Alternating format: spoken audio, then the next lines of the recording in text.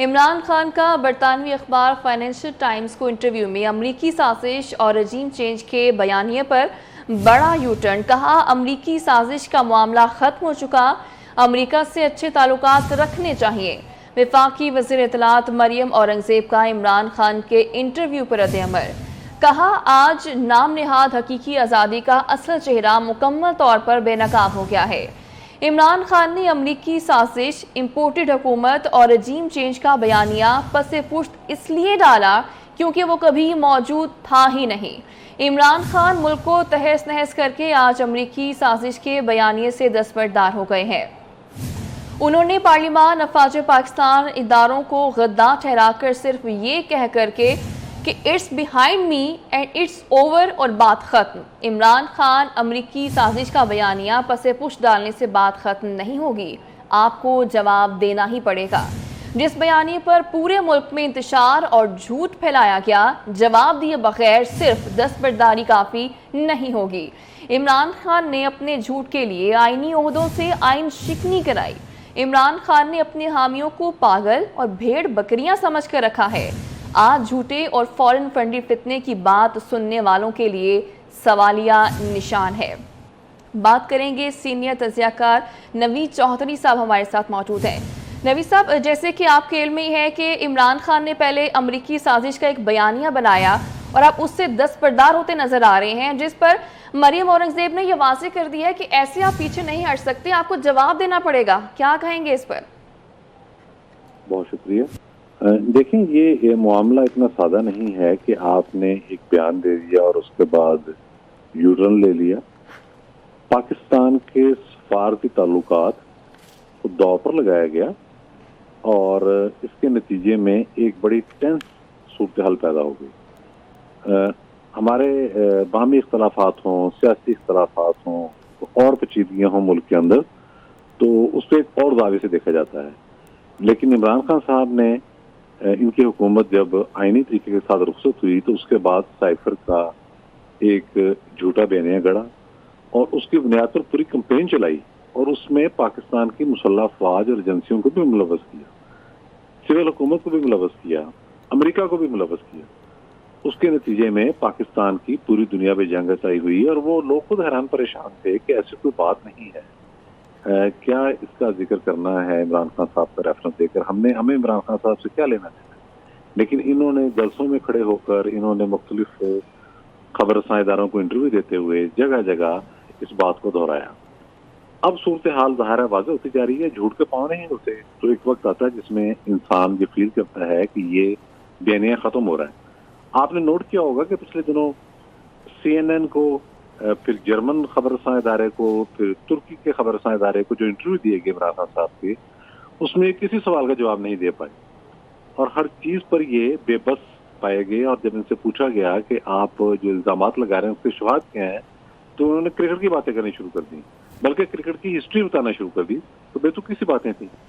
اب ان کو اندازہ ہو رہا ہے کہ چونکہ سائفر جو سو کال سائفر ہے جس میں ٹیمپرنگ کی گئی اور اس ٹیمپرنگ کے حوالے سے ایک آڈیو بھی موجود ہے جو یقینی طور پر مصدقہ ہے، ان کو اندازہ ہو رہا ہے کہ اس حوالے سے اب گھیرا ہوگا اور صورتحال قانونی محاذ پر بھی ان کے لیے مشکلات پیدا کرے، تو انہوں نے اس پر یو ٹرن لے لیا ہے۔ لیکن دیکھیں، غلطی کی تلافی ہوتی ہے اور جرم کی سزا ہوتی ہے، تو میں سمجھتا ہوں کہ جو کچھ عمران خان صاحب نے کیا وہ کسی طور پر ایک سنگین جرم سے کم نہیں۔ تو اگر حکومت یہ کہتی ہے کہ انہیں اس جرم کی سزا ملے گی اور اس کا خمیازہ بھگتنا پڑے گا، تو یہ بات بالکل، اس میں کوئی ایسی حیرت کی بات نہیں ہے، بالکل درست بات ہے۔ اس طرح سے اگر بیانات کوئی دے اور اس کے بعد کہ جی میرا یہ مقصد نہیں تھا کہ 6 مہینے بعد میں اپنا موقع بدل لیتا ہوں، نہیں، اسٹیٹ آف پاکستان کے سفارتی تعلقات، پاکستان کے معاشی تعلقات، پاکستانی اداروں، سب کو ضرر پہنچی ہے اور بہت زیادہ ان کی جو ریپوٹیشن ہے اس کو نقصان پہنچایا گیا ہے اور پاکستان کی معیشت کو خطرے میں ڈالا گیا، تو اس کا جواب تو بہرحال عمران خان صاحب کو دینا پڑے گا۔ میں سمجھتا ہوں کہ حکومت کا یہ موقف بالکل درست ہے، اس پر کارروائی ہونی چاہیے۔ ڈیفینیٹلی جو سوال سامنے آ رہے ہیں عمران خان کو ان کا جواب تو دینا پڑے گا۔ نوید صاحب ساتھ رہے گا، سینئر تجزیہ کار میاں طاہر صاحب اور سلیم بخاری صاحب نے بھی ہمیں جوائن کیا، ان سے بات کریں گے۔ میاں طاہر صاحب، پہلے آپ کی جانب آؤں گی۔ تو آپ کہیے گا کہ اب ایسا تو نہیں کہ عمران خان کو نظر آ رہا ہے کہ جو امریکی سازش کا بیانیہ ناکام ہو گیا، امریکہ سے تعلقات بھی خراب ہو گئے ہیں، تو یو ٹرن لینا بہتر ہے ان کے لیے؟ دیکھیں جی، ہم تو پہلے دن سے یہ نہ صرف بتا رہے تھے بلکہ اس پہ معلومات کی بنا پہ بات کر رہے تھے کہ یہ سائفر والا سارا ڈرامہ ہے، اس لیے کہ یہ سائفر جو ہے یہ وہ سائفر نہیں تھا جس انداز میں اس کو عمران خان پیش کرنا چاہ رہے تھے. اور عمران خان کو کسی نے یہ مشورہ دیا کہ وہ ذوالفقار علی بھٹو بنے. ذوالفقار علی بھٹو نے ایک لیٹر لہرایا تھا ہنری کسنجر کا، جو اس وقت کے وزیر خارجہ تھے امریکہ کے، اور اس لیٹر کی بنا پہ انہوں نے اپنا ایک بیانیہ بنایا تھا اینٹی امریکہ. اب وہ لیٹر تو حقیقت میں موجود تھا، اور بھٹو کے لیے جو تھریٹ تھی اس کی بھی ایک ریزن موجود تھی، اس کی بھی ایک وجہ موجود تھی. لیکن اگر عمران خان اس کو صرف کاپی کیا انہوں نے، اور جس کی نہ کوئی وجہ موجود تھی، نہ کوئی بیس موجود تھی، نہ وہ لیٹر موجود تھا. اب وہ لیٹر ہمارے ایک سفیر کا ایک آبزرویشن تھی جس کو بعد میں انہوں نے خود ٹیمپر کیا، ایون وہ آبزرویشن کو بھی انہوں نے تبدیل کیا ہے. تو اس کی بنا پہ انہوں نے ایک بیانیہ بنانے کی کوشش کی. وہ بیانیہ ٹھیک ہے، وقتی طور پہ بہت سے لوگوں نے بائے کیا، اور لوگوں میں اس کی انہوں نے بنانے کی کوشش بھی کی، ایک ہائپ بنانے کی کوشش کی. لیکن اب سوچئے کہ اس بیانیے سے جب یہ یو ٹرن لے رہے ہیں تو کیا عوام بیوقوف ہے کہ وہ ان کو یہ پتہ نہیں چلے گا کہ عمران خان نے یہ بات پہلے کی، زور و شور سے کی، قسمیں اٹھا کے کی، اور پتہ نہیں کیا کیا یقین دلانے کے لیے کیا کچھ نہیں کہتے اور کرتے رہے، اور اب آگے انہوں نے اس پہ یو ٹرن لے لیا ہے. اس کا مطلب کہ اس کی بیس میں کوئی چیز موجود ہی نہیں تھی، وہ سارے کا سارا ایک ڈرامہ تھا. اب عوام اس بات پہ ان کو دیکھیں، حکومت نے کیا سزا دینی ہے. حکومت تو پہلے ہی کوئی پروسیڈنگ نہیں کر سکی اس معاملے پہ. یہ کوئی آج کی بات ہے، یہ کتنا مہینوں کی بات ہے کہ ایک بیانیہ کو جو ملک کے لیے نقصان دے اس پہ کوئی کارروائی نہیں کی. اس پہ جو سزا دے گی وہ عوام دے گی، اور وہ انہیں ووٹ آؤٹ کرے گی، جس طرح یہ اسمبلی سے ووٹ آؤٹ ہوئے ہیں ایک جھوٹ کی بنا پہ بیانیہ بنانے پہ. تو اب گورنمنٹ کی طرف سے یہ دعوے تو اب مجھے تو دعوے لگتے ہیں. اگر اب تک ان پہ کوئی کارروائی ہونا ہوتی تو ہو چکی ہوتی. بالکل ایسے ہے کہ اگر تو یہ کوئی ایسا مسئلہ ہے کہ کارروائی ہونی چاہیے تو کارروائی سامنے آنی بھی چاہیے تھی. طاہر صاحب ساتھ رہے گا. سلیم بخاری صاحب آپ کی جانب آؤں گی. آپ کو کیا لگتا ہے کہ عمران خان ہر محاذ پر ناکام ہو گئے ہیں؟ بہت شکریہ آپ کا. دیکھیے مجھے تو یوں لگتا ہے کہ وہ شاعر نے ٹھیک کہا تھا کہ اس گھر کو آگ لگ گئی گھر کے چراغ سے.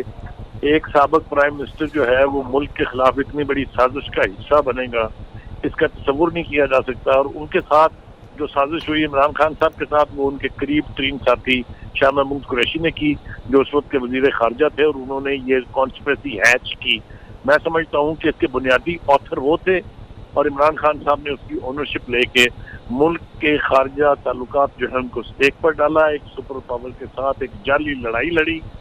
یہ دو طرح سے خوفناک ایکٹ ہے. ایک تو یہ کہ ہائی ٹریجن ہے ہر لحاظ سے، چاہے وہ عمران خان صاحب نے کیا ہے، چاہے وہ شاہ محمود قریشی نے کیا ہے، کہ ملک کے تعلقات کو، ملک کی خارجہ پالیسی کو اسٹیک پر ڈال کے اور اتنی ڈھٹائی کے ساتھ ایک بیانیہ تشکیل دیا جس کے اوپر سے اب خود ہی واپس جا رہے ہیں.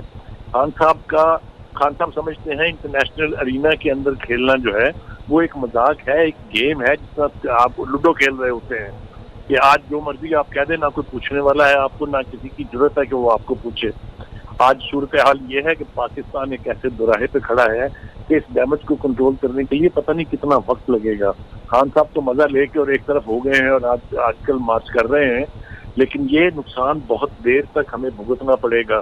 آپ دیکھیے پرسوں اس کا ایک یعنی جو انڈیکیشن ہے وہ یہ کہ ڈونلڈ لو، جس کے اوپر یہ الزام تھا کہ انہوں نے سازش کی، ہی refuse to take a question about Imran Khan.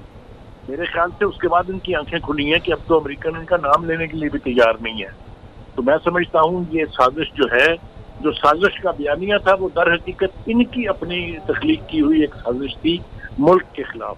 اور جیسا میں نے کہا کہ اس کا نقصان تو ہمیں بہت دیر لگے گی پورا کرنے میں.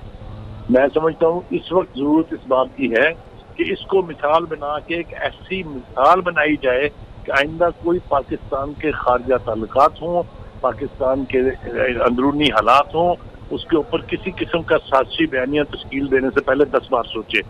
اگر یہ نہ کیا گیا تو یہ بات بار بار ریپیٹ ہوتی رہے گی. میرے خیال سے اس وقت حکومت کو جرأت کرنی چاہیے, وہ چاہے اس معاملے کو لے کے سپریم کورٹ میں جائے, چاہے اس کے اوپر ہائی ٹریجن کے کیس کی انیشیشن کرے. کچھ نہ کچھ کرنا ہوگا حکومت کو تاکہ اتنا بڑا کھلواڑ کرنے کے بعد نو بڈی شوڈ گو اسکاٹ فری. بالکل ایسی ہے کہ حکومت کو کوئی نہ کوئی اس پر ایکشن لینا پڑے گا. بہت شکریہ. سلیم بخاری صاحب موجود تھے, میاں طاہر صاحب اور نوید چودھری صاحب ہمارے ساتھ موجود تھے اور اپنے تجزیے سے ہمیں آگاہ کر رہے تھے. لاہور ہائی کورٹ میں تحریک انصاف کے لانگ مارچ کے خلاف درخواست پر سماعت ہوئی. عدالت نے ایڈوکیٹ جنرل پنجاب کو معاونت کے لیے 27A کا نوٹس جاری کر دیا ہے. عدالت نے وفاقی حکومت سمیت دیگر فریقین کو جواب داخل کرنے کے لیے 1 ہفتے کی مہلت دیتے ہوئے کیس کی مزید سماعت 21 نومبر تک ملتوی کر دی ہے. لاہور ہائی کورٹ میں تحریک انصاف کے لانگ مارچ کے خلاف درخواست پر سماعت ہوئی.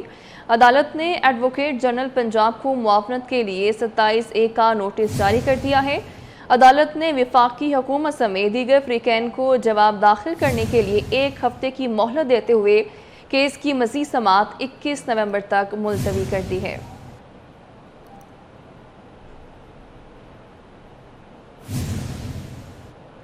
نیب کا سابق وزیر اعظم عمران خان کے سابق معاون خصوصی مرزا شہزاد اکبر کے گرد گھیرا تنگ. مالیاتی سکینڈل آمدن سے زائد اثاثہ جات کیس میں شہزاد اکبر نیب کے ریڈار پر آ گئے. قومی احتساب بیورو نے شہزاد اکبر کے خلاف تحقیقات شروع کر دی ہے. نیب کا سابق وزیر اعظم عمران خان کے سابق معاون خصوصی مرزا شہزاد اکبر کے گرد گھیرا تنگ. مالیاتی سکینڈل آمدن سے زائد اثاثہ جات کیس میں شہزاد اکبر نیب کے ریڈار پر آ گئے ہیں. قومی احتساب بیورو نے شہزاد اکبر کے خلاف تحقیقات شروع بھی کر دی ہیں. نیب کا سابق وزیر اعظم عمران خان کے سابق معاون خصوصی مرزا شہزاد اکبر کے گرد گھیرا تنگ کر دیا ہے. مالیاتی سکینڈل آمدن سے زائد اثاثہ جات کیس میں شہزاد اکبر نیب کے ریڈار پر آ گئے ہیں. بات کریں گے, عمران اسلم ہمارے ساتھ موجود ہیں. عمران بتائیے گا. جی بالکل, نیب نے سابق وزیر اعظم عمران خان کے سابق معاون خصوصی شہزاد اکبر کے گرد گھیرا تنگ کرتے ہوئے مالیاتی سکینڈل اور آمدن سے زائد اثاثہ جات کیس میں شہزاد اکبر کے خلاف تحقیقات شروع کر دی. صبح بلکہ ڈیولپمنٹ آرٹسٹ کو 15 نومبر تک شہزاد اکبر کے نام اور ان کی فیملیز کے نام جائیدادوں کا ریکارڈ نیب لاہور کو فراہم کرنے کے احکامات جاری کیے گئے ہیں اور FTA, LDA, RDA کو چھانبین کے احکامات جاری کیے گئے ہیں. واضح رہے شہزاد اکبر پر برطانیہ سے ریکور رقم پاکستان لانے میں بے ضابطگی کا الزام ہے اور ریکوری رقم میں بے ضابطگی کے الزام پر نیب کی سفارش پر شہزاد اکبر کا نام ECL میں بھی ڈالا گیا تھا اور لاہور نیب کی جانب سے اس سے قبل بھی جو ہے وہ 22 سوالات پر مشتمل سوال نامہ شہزاد اکبر کو بھجوایا گیا تھا. سوالات میں کوٹ کیا گیا تھا کہ بتایا جائے کہ خصوصی برائے حساب دورانیہ کیا رہا, ذمہ داریاں کیا تھی. شہزاد اکبر بتائیں کہ FIA میں جاری شوگر انکوائری میں ان کا کیا کردار رہا اور شوگر انکوائری جو FIA کی جانب سے کی جا رہی تھی اس حوالے سے کتنی میٹنگز ہوئی اور شوگر اسکینڈل سے متعلق زبانی تحریر یا آفیشلز کیا بات دی گئی. اور اسی مناظر کو مد نظر رکھتے ہوئے گزشتہ جو ہے وہ نیب کی درخواست پر مالیاتی اسکینڈل میں مبینہ طور پر ملوث ہونے پر ان کا نام ECL میں بھی ڈالا گیا تھا. ابھی جو ہے وہ شہزاد اکبر کے نام اور ان کی فیملی کے نام جائیدادوں کا ریکارڈ جو ہے وہ طلب کرنے کے احکامات جاری کر دیے گئے ہیں اور فیصلہ آباد ڈیولپمنٹ اتھارٹی نے بھی جو ہے وہ شہزاد اکبر اور ان کی فیملی کے نام جائیدادوں کا ریکارڈ کے حوالے سے چھانبین شروع کر دی ہے. جی ٹھیک ہے عمران, بہت شکریہ آپ کا. آزاد کشمیر کے بیشتر علاقوں میں بارش اور پہاڑوں پر برف باری کا سلسلہ جاری ہے. موسم کی شدت سے سردی میں اضافہ ہو رہا ہے. بات کریں گے, سفیر رضا ہمارے ساتھ موجود ہیں. سفیر بتائیے گا.